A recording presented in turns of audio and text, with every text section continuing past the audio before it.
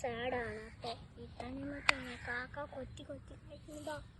അവിടേക്ക് കുറേ കായ്ക്ക ഞാൻ ഓടിച്ചു വിട്ടുന്നുണ്ട്. കണ്ടോ, ഒരു കാക്ക മരിച്ചു പോയതാണ്. നമസ്കാരം. ഇത് ആരവൻ്റെ കുറേ തണ്ണിമത്തനാണ്. ഇതെല്ലാം കുറേ കാക്കകൾ കൊത്തി നശിപ്പിച്ചു. ഇവിടെ കുറേ കാക്കകൾ ഇങ്ങനെ എല്ലാം ഉണ്ടായിരുന്നത്. കുറച്ചൊക്കെ എല്ലാം തിരിച്ച് പറന്ന് പോകുന്നുണ്ട്.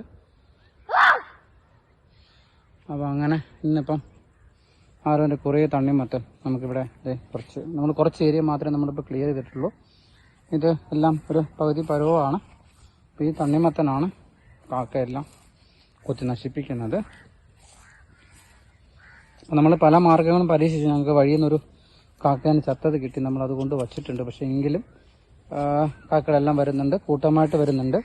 അപ്പോൾ അത് വന്നിട്ട് ഇതെല്ലാം ഏകദേശം ഒരു പാകമായി വരുന്നേ ഉള്ളൂ, പകുതി ആയിട്ടുള്ളൂ. ഇനി കുറച്ച് ദിവസം കൂടെ വേണം.